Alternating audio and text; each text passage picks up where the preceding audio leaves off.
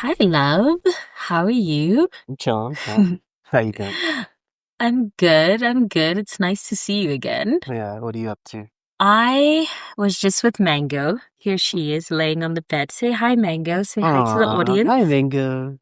Aw. Say hi. Yeah, Mango. I see you're Okay, trying you're to not keep in the her on mood still. screen more for tax purposes. You need to convince Yeah, her no, no, that no. she's an Mango. employee of this. Mango is a co-host of this episode, Yeah. and I've deducted all her expenses from my taxes. This is my employee. This Shih Tzu Yes. is my employee. No, this bitch, if you guys all could see, this is Yeah, my employee yeah, and she licks my hand on camera. And this is her job. yeah.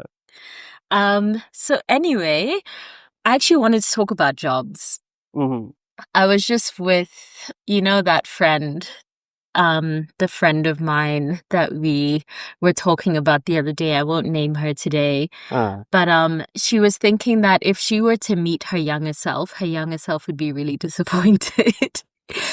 And she would have a lot of explaining to do because her younger self would be like, bitch, where's your money? Like, where's your man? Like, where's our dream life? hmm And I was just like, well, bitch, like, why don't you just get a job? Like, the dream life isn't here, the man isn't here. Like, it's fine. Because also, what is that? And uh I also want to get your thoughts on that too. Like, what is a dream life? Like, what is a dream anything? hmm And she was just like, no, I can't get a job. Like, hmm I can't do that. It's actually absurd to me that there are people that are like, no, I'd rather die than get a job. Like, I will pursue my dream until the bitter end. Like, hmm that's what I'm gonna do. hmm Because I just can't relate to that. To me, like, a dream is not that deep.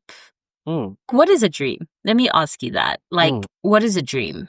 It's a really good question. Mm. I think a dream is this very Western idea, and I want to talk about that too. How this idea of a Yeah. dream and the pursuit of happiness.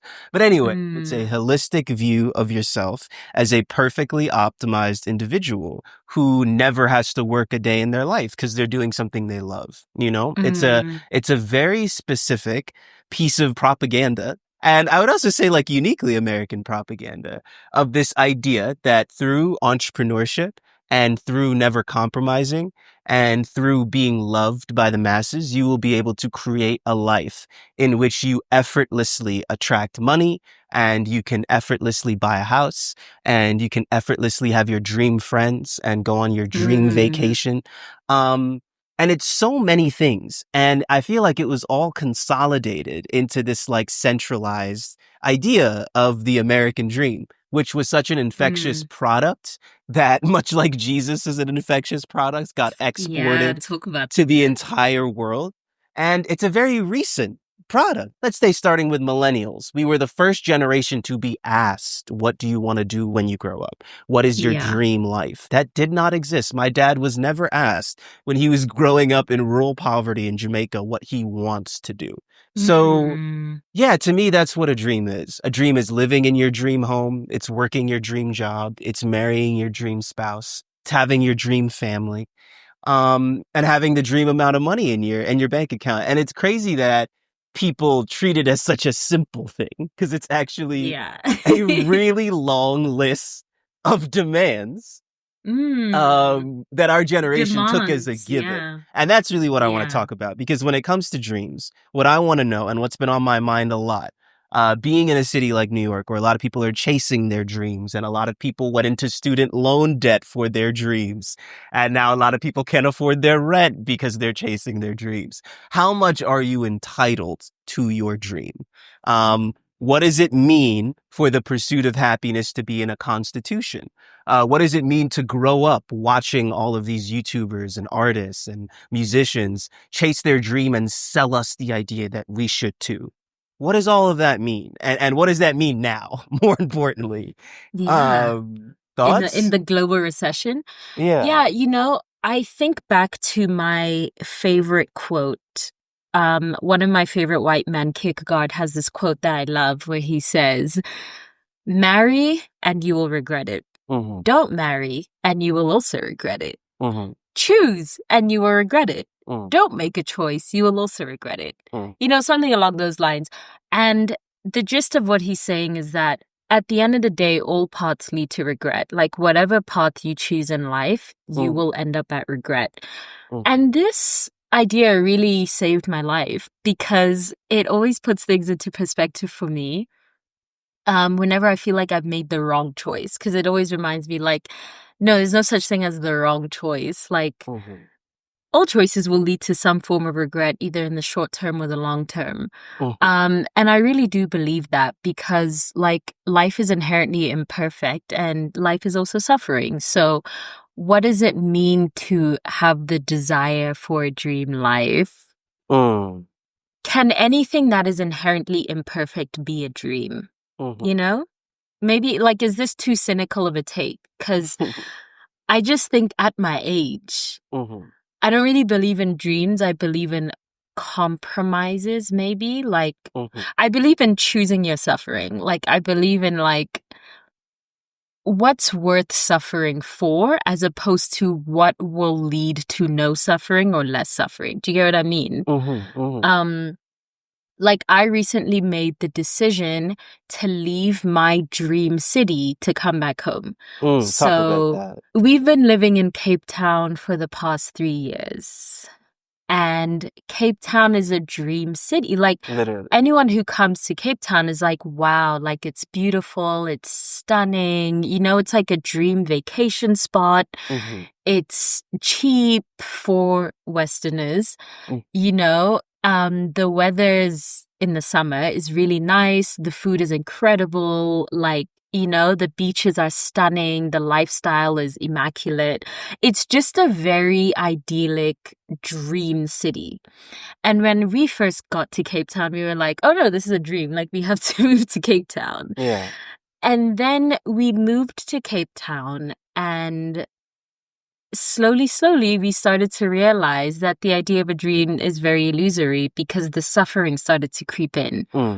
And although Cape Town is very idyllic, it's also an extremely lonely city because at the end of the day, it is an apartheid state. And it's very lonely, especially as a Black person, to live there because it's like a European colony on the African continent. And so we both made the decision, like, let's get out of here. And I've moved back home to Johannesburg, which is like, as a city, it's the trenches. Like, it's not somewhere that anyone would choose to go and live in ideal circumstances. Like, no one would visit Johannesburg and be like, wow, like, I want to live here. But I made the decision to forego living in my dream place to live in a place that is much less ideal. But my family's here. It's more human. It's more of just like a real place as opposed to like a dreamlike place. And I think my quality of life is better here. Like, I think my mental health is better here. And that's why I've been thinking so much about, like, well, what is a dream? Like, I also just feel like I've had a lot of things that people would deem to be a dream. Like, I've lived a life where I've made money as a creative. And that's not that dope either. I've lived a life where I've lived in LA, I've lived in New York, exactly I've lived in Cape Town. Like, I've met some of the most quote unquote interesting people in the world, and they're not that interesting. I've done all of the interesting things that everyone wants to do, and it's not that interesting. Continue. No, I just feel like I've lived in a lot of places that are dream places. Los Angeles, New York, Cape Town, Geneva, you know? And it's like, I think my mental health is best in Johannesburg. So what does it mean for something to be a dream place, you know? You know, I've had jobs that are on paper like dream jobs. Like, I've worked in fashion, I've worked in beauty, I've worked in tech, I've worked in finance. And none of them are really that dope. Like, and the ones that are the most dreamlike, like working in fashion was the absolute trenches. Those were the absolute worst jobs ever. The pay was shit. The people are horrific. It's terrible for the environment. You feel like a bad person. It's just, that was by far my worst job. And for most people, it's a dream job. So, like, what is a dream? I just find that the more normal my life becomes, the more it's just better for my mental health, if that makes sense. Isn't that right, Mango? Absolutely. So here's the way I feel. When a lot of us were shaping our dreams in our childhoods, we didn't have the proper information. And the information that we didn't have is that exact thing you just said, which is that whether you marry, you will suffer. If you don't get married, you will suffer. If you chase your dreams, you will suffer. If you don't chase your dreams, you will suffer.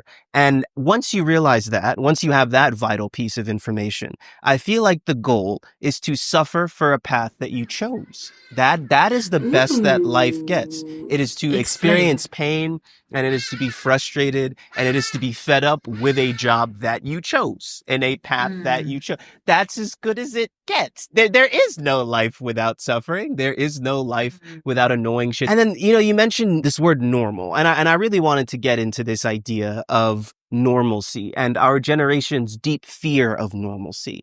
And, I think a lot of people's fear of being normal is elitism. Like they fear Why do you think just that? being a normal. No, it's like everyone claims to like care or want to advocate for the working class or the downtrodden, but none of you niggas want to be working class. Like none of you just want to be an average Joe. None of us want to wake up and drive a Hyundai Sonata to a Geico job. And I think the thing about artistry, which is another piece of information that we didn't have when we were making these decisions as stupid children, is how many of our favorite artists were normal. Like, you're telling me Franz Kafka worked in insurance, but you're too good to balance a normal 9-to-5 with your Etsy business? You're telling me someone who was such a prolific writer that he came up with a whole genre of something being Kafka-esque was clocking in hours at the Geico, but you're too good to do it?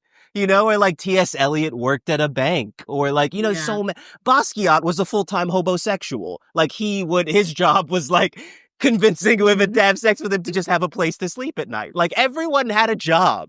All of these people that were actually real artists and like actually dedicated themselves to being themselves unflinchingly, making exactly what they wanted to make, were not successful. And there's this great James Baldwin quote that goes, there is no such thing as a successful artist. That is a paradox. To be a success is to figure out a format. It is to find an audience. It is to meet that audience with a product. And it is to create a supply chain that consistently delivers the product to that audience. That is not art. That is a business. That is being a great business person.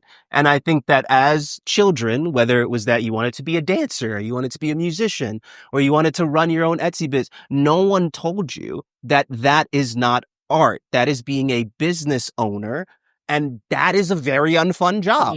That job looks like Excel sheets. That job looks like Facebook marketing campaigns. That job looks like marketing data and focus groups. And is that what you wanted to do? And then I don't think it's a coincidence that the Kafkas and the people that really redefine art by putting out a pure expression of the human condition needed to have a job, because it is not tying your art to feeding yourself that gives you the freedom to experiment and make a weird ass idea like waking up and being a roach, or just like, not caring and having that free. And that comes from working at Geico. Like, I don't think that you have that freedom to be yourself if you're not grounded in reality enough to like know what's going on and be a normal person and express a normal and relatable side of the human condition.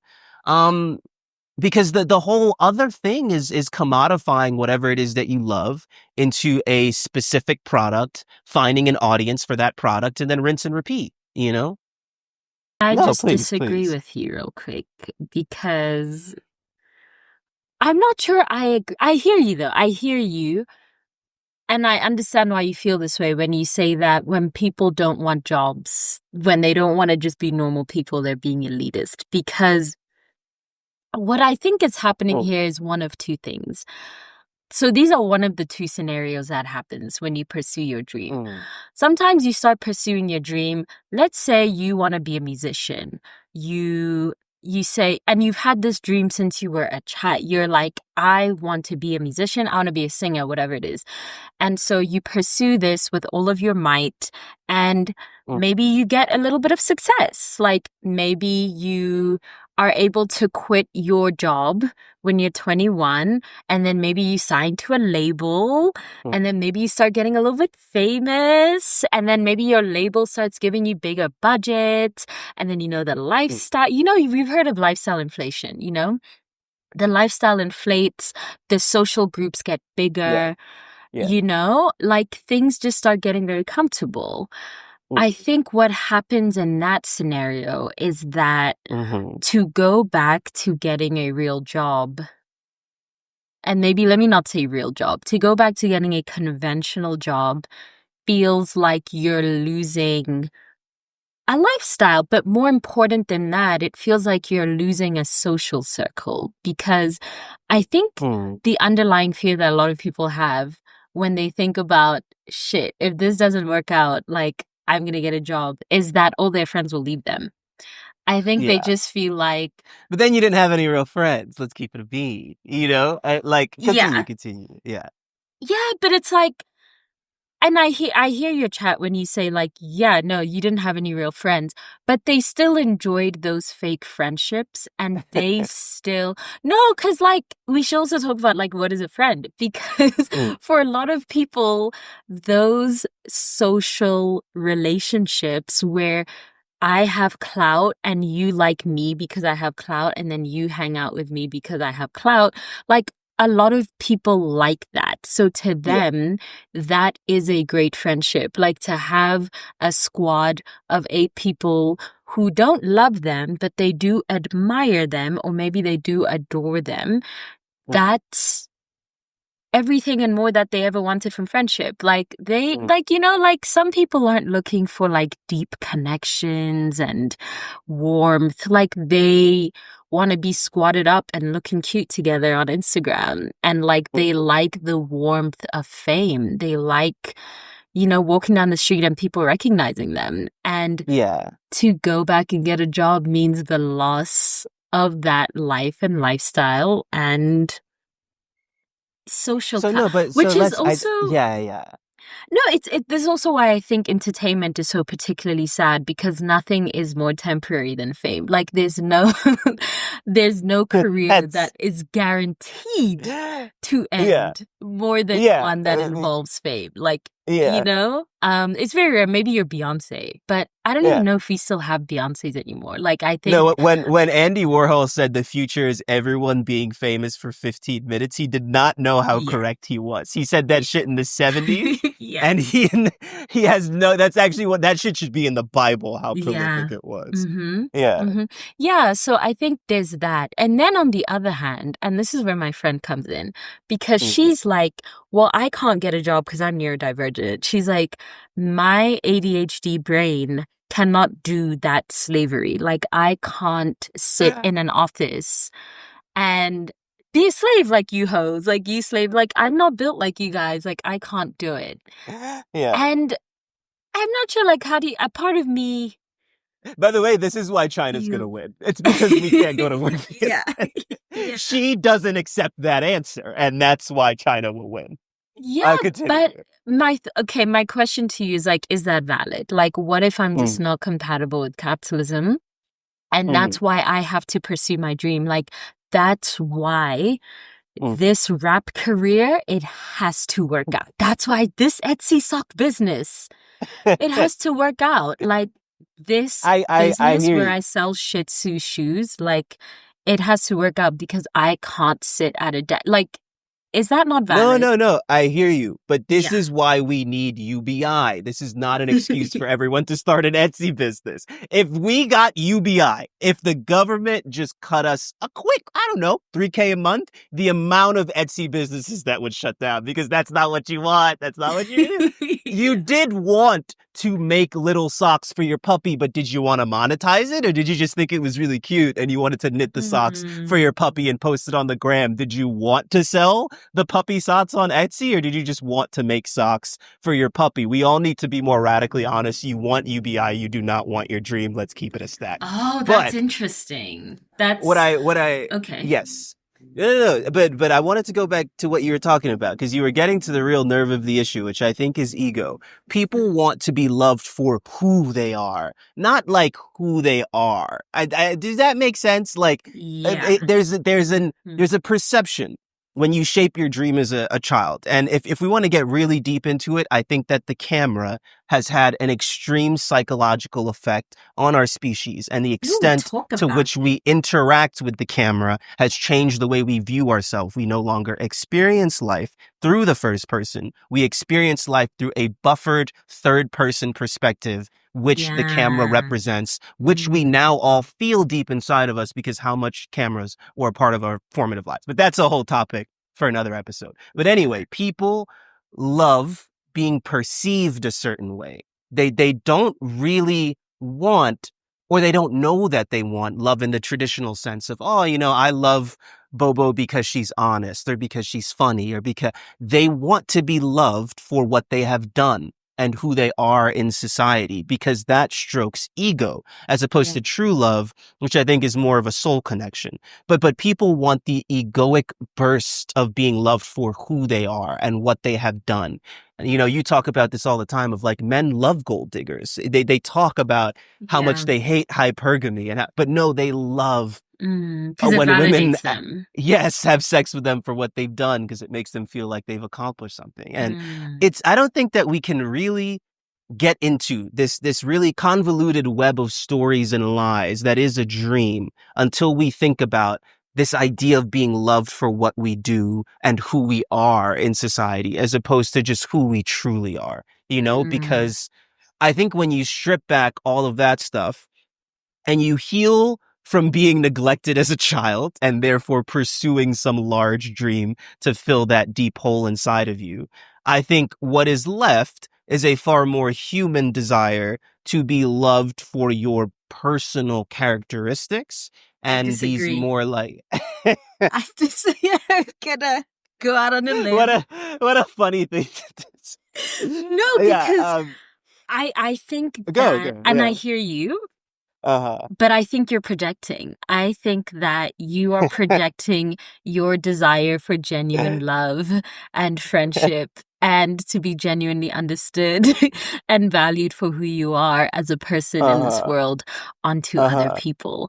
I don't think that everyone feels that way. Like people just want their dick sucked because they want a Grammy. I think so. I don't know if that's natural, like if that's how that person was born, or if that's how society shaped them. But that's where have you listened to the Slumflower? Unfortunately. Do you think that's someone who wants genuine, like when you hear her talk about what she wants from a relationship? This is such a great example. Let's talk about it.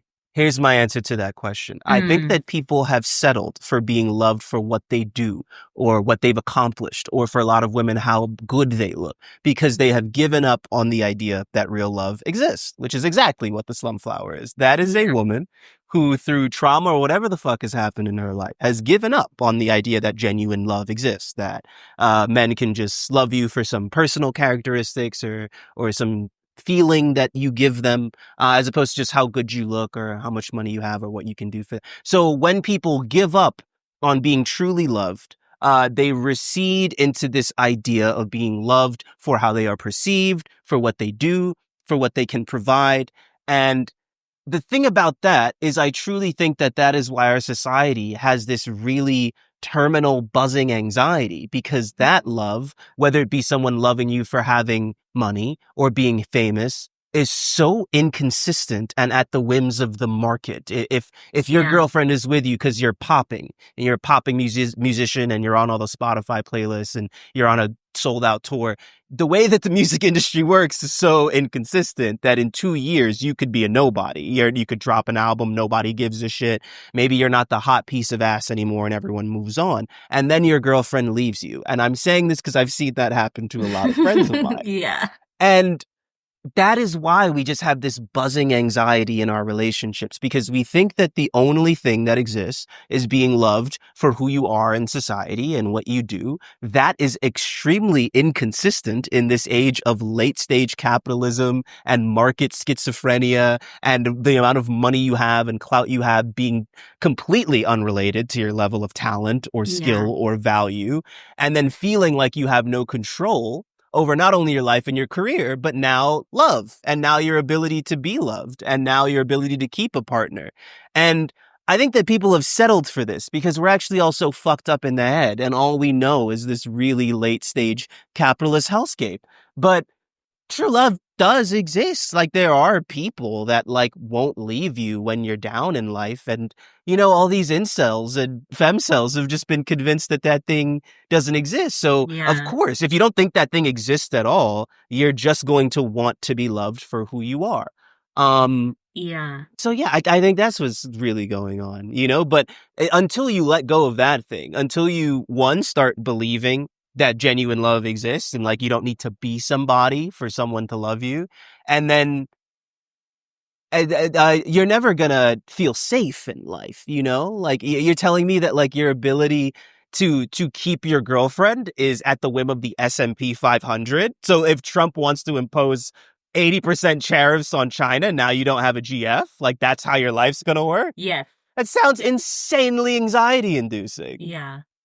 I can't help but feel like that is people's genuine definition of love, especially when you factor in the fact that like the idea of romantic love is so modern. Like the idea of like marrying someone because you love them, that's just Mm-hmm. something that came about in the late 1800s, really. Mm-hmm. So I think a lot of people are still there. I think a lot of people still exist in a pre 1800s world where love is about possession and love Mm-hmm. is about like being someone's wife and like keeping up appearances and being a business unit. Like I think when people talk about wanting love, really what they really mean is like, I want security. Mm. Yes. And Yes. yeah, Yeah, but that's not a life. That's not a life. Yeah. The problem with viewing yourself that way, the worst thing about it is that you're never ever gonna feel whole. Like, the way that people view their life and their dreams is that like, once I do X, I'll be Y. Like once I win an Emmy, I'll be a director. Once I win a Mm, Grammy, I'll be a musician. Once I do a sold out show, I'll be where I'm at. And it's so funny because every time I see someone manically chasing their dream, I'll just ask them like, what do you want? Because it's interesting to me. It's like I see someone in this manic state of trying to become someone, desperately trying to become a thing. And I'll just ask them, like, when will you feel like you've done it? And they'll yeah. usually have a very specific answer. Like, for a friend of mine, he's like, I just want to do a sold out show in New York. And I'll just never feel like I'm a successful musician until I do a sold out show in New York. Or, for other people, it's like, I need to make 6 figures in this thing in order for me to feel. And it's just like, it robs you of being able to define your own life, of like, if you pick up a camera and you shoot something, you're a director. If you make Yeah. music, you're a musician. It's not about these like arbitrary milestones that were sold to you by people trying to scam you. It's just about really a personality type. Like, for example, with music, a lot of people don't feel like they're a musician until they get 1 million streams on Spotify or until they win a Grammy or Yeah. some arbitrary bullshit. But it's like being a musician is someone who has a musician's personality type. It's more of a way of life. It's more of a way of navigating reality, of hearing sounds and having a detailed perception of music and a detailed love of it. it's just so insane that like we let these people dangle these carrots in front of ourselves Yeah. and exist in a constant state of misery Mm. until we achieve it. Like your entire life becomes this process of reaching this goal and you're in a constant state of discomfort until you do. That's Yeah. like psychotic. Yeah. And when Yeah. I talk to people about their dreams and I just ask follow-up questions like, well, why do you feel this way? Or why do you want this thing? Or why are you? It's just an arbitrary thing that was sold to them. Yeah. And they've used their lack of love that they were given as a child and projected it outwardly and now exist in a chronic state of manic discomfort until they do. Yeah. And I've been thinking about this a lot because like you, I have a lot of friends who were full-time artists and now they can't afford to do it because life is getting too expensive. And, I'm in the same position. Like I was a full-time artist paying all my bills with art for almost 10 years. And now that I've given up on that idea or that Yeah. self-narrative of myself, I'm so much more content, not happy, but content. Um, Explain. What do you mean? And like, why? So here's the thing about success that like no one ever articulates because then the scam would be out. But to be a success is to have met the moment. Like here is a specific kind of person that the world is looking for. And in this moment, you get to be successful because it's what people want. It actually has very little to do with your amount of work and it has very little to do with your talent. It has to do with being the right person for the right moment. And I have a lot of friends who've been that right person for the right moment. And to a very small extent, I feel like I've had little glimpses of being that right person for the right moment. The thing about fame and success and being that right person for the right moment is that when you get blessed by God to have that opportunity, Mm. when it ends, you'll actually be the last thing that people want because you so accurately embodied a certain moment or embodied a certain desire. Once that thing ends, people will have moved on to the next thing and there'll be a younger, hotter piece of ass, or maybe the sounds will have changed and no one likes your music anymore and they actually associate your music with 2018 and now they don't want to hear it anymore. So it is the act of being Yeah. successful, of hitting the Yeah. top, that really guarantees your decline. So what we were sold as kids was life was going to be this endless escalation up. You just get to lean into an orgy of love and adulation and praise for the rest of your life.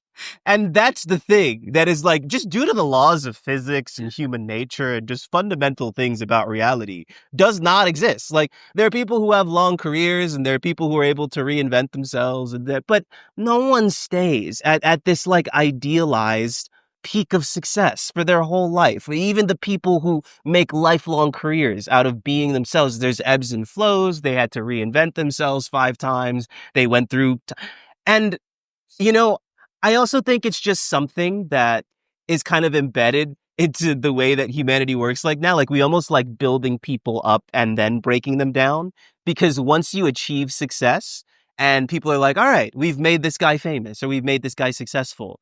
The only real place for the narrative to go from there is for people to like watch your decline, like, and something that I find so funny about music because I think, dedicating your life to music almost forces you to accept these ebbs and flows in life is like no one wants to work their 9 to 5 and everyone wants to get to the point where Mm. they can dedicate their whole life to their art or their process or whatever. But an artist's first album that everyone loves is the album that they made when they were working their nine to Yeah, five, that's right? the It's irony. the album that you made when you were a normal person Yeah. and you were working at Starbucks and you came home tired from the Starbucks, but you got your mic out and you recorded that. And then what's the album that everyone hates? The second album is Yeah. literally called The Sophomore Slump. It's because that's the album that you make when you're now living the dream and you got the advance from the label and you've moved into the Malibu apartment and you're now hanging out with your LA friends and now you get all the time in the day to work on your music,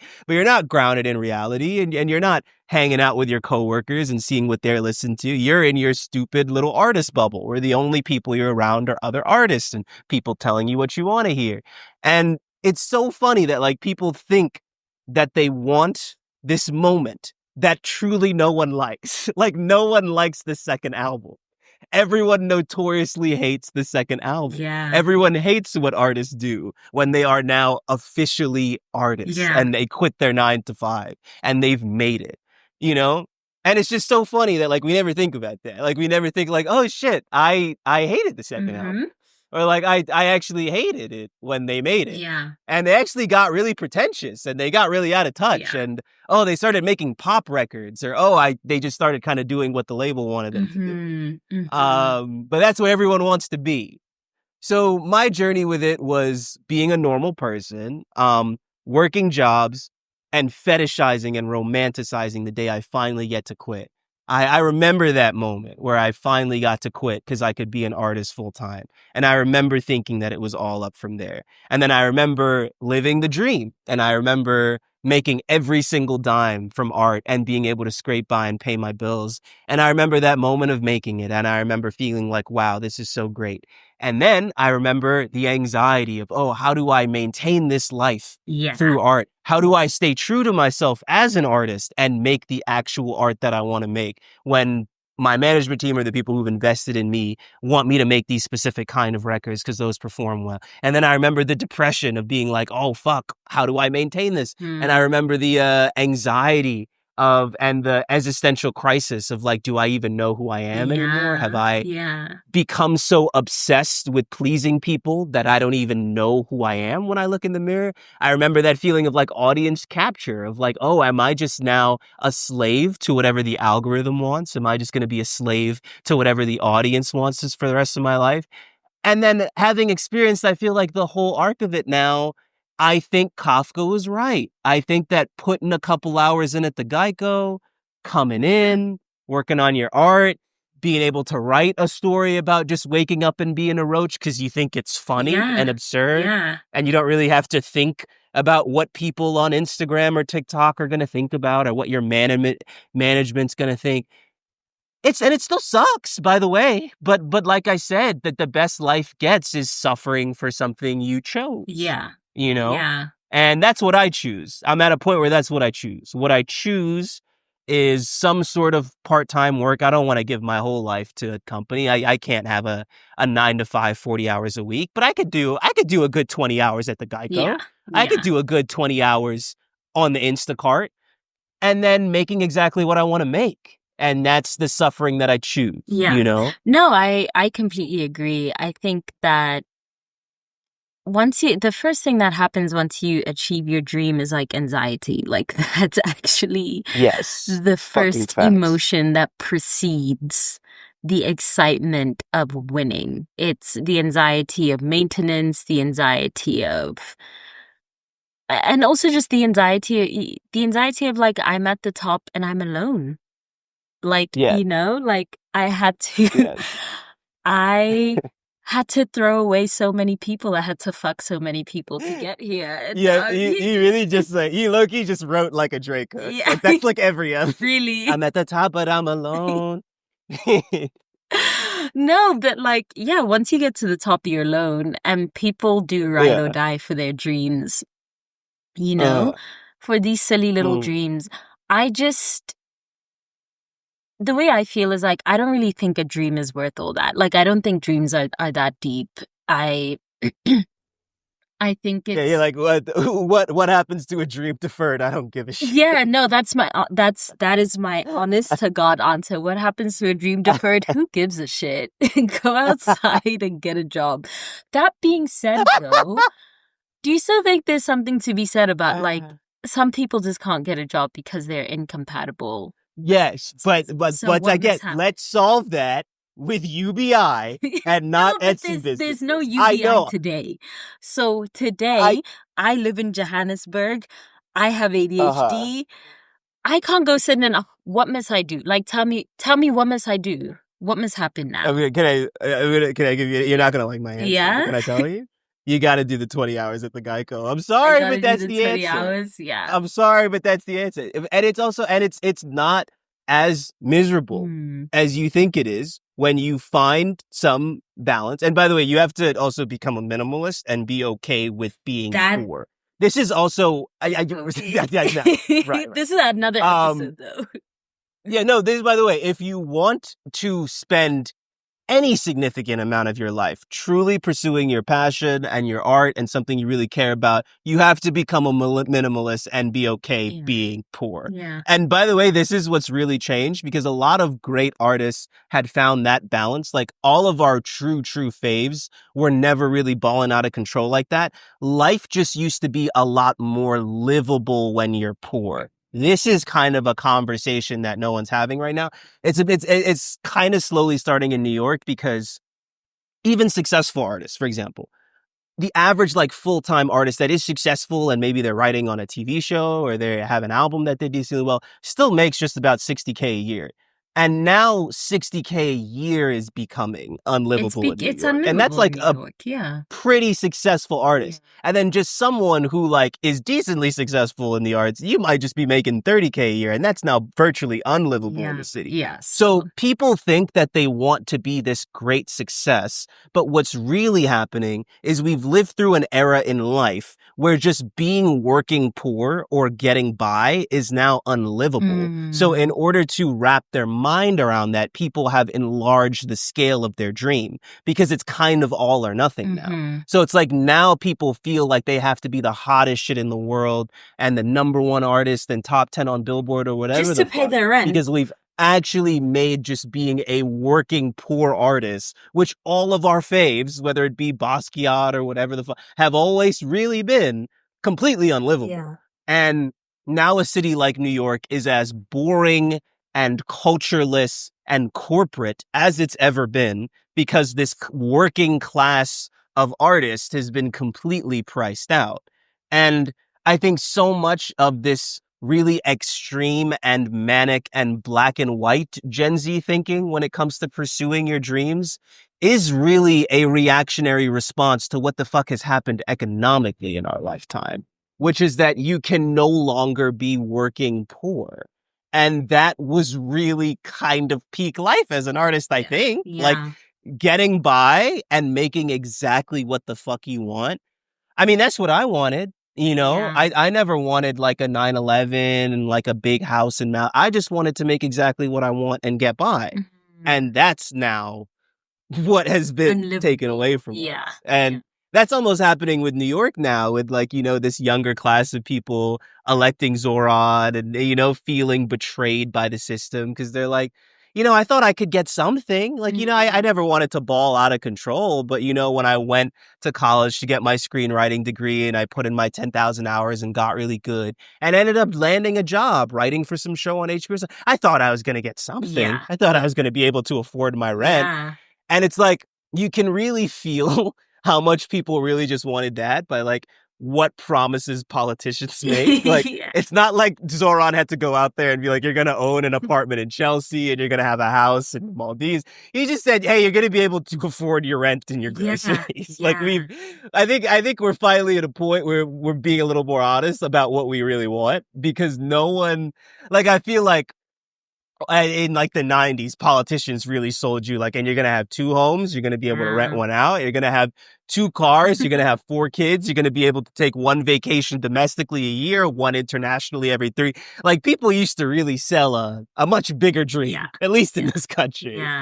But now it's like Zoran being like, you're going to be able to afford your rent and you're going to be able to go to Costco without refinancing your car. That's as good as it gets. And that's, and he got the most votes out of any politician in like the city, in the history of the city. So it's like, I think that's all we ever wanted, you know, but now because we can't do that, we're like extremists, you know. So now it's like, I need my man to make 6 figures a week to keep up with my lifestyle. Like, it's true. There's a lot to discuss and we can and will unpack, you know, all of that in future episodes. But just to end off, what is your advice for someone who's like, look, I've been pursuing my rap career for 10 years now. I haven't made $10, but this is my passion. And like, I love doing this and I want to be Kanye. What do you say? to that Here's kid. what I want you to do. I want you to get on your local highway, and about 2 stops wow, there will be an Avis rental car center. And what I want you to do, I want you to shower. First of all, I want you to shower. I want you to go down to the Raymore Flanagan. I want you to get a suit. I'm They usually done. have like a buy one, get one free.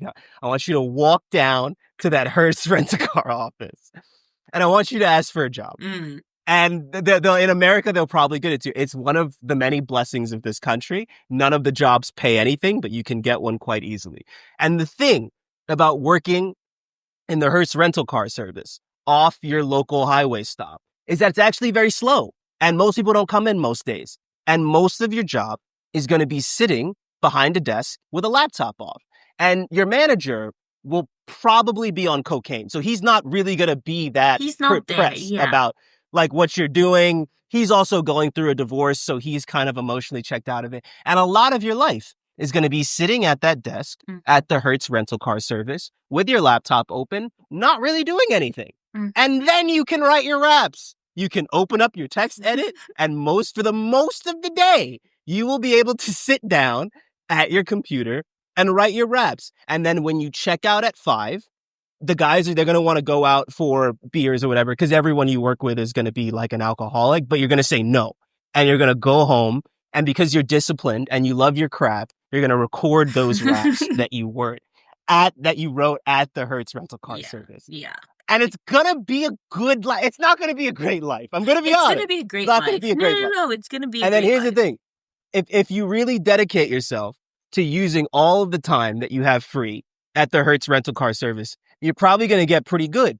And on the weekend, you're going to be able to get gigs at your local open mic or at your local bar or at your local, underground spot. And you're going to be able to do shows on the weekend. And you're going to be able to bring the girl that you're dating to the shows, and she's going to be like, wow, man, this guy's really talented. I like him. He's got a great voice. He's got great stage presence. I really like that. Even if he works at the Hertz rental car, so I like his music. And you're going to be able to bring your friends to your shows. And you're going to get that fulfilling feeling on the weekend of like, wow, I'm a musician. Do I work at the Hertz rental car service? Yes. But look, I just did this show. People had fun. I got on a stage. I performed my original music. My girlfriend was dancing. She brought her friends. I gave them drink tickets so they got to drink for free. So maybe I'm not popping, but in this moment, I'm that nigga, And that's going to be your life. And here's the thing. Are there problems with that life? Yes. I've met a lot of extremely successful musicians, and that life's better than theirs. So that's my answer to your question. Yeah, and a lot of people aren't going to like that answer. Yeah. But that's my genuine answer.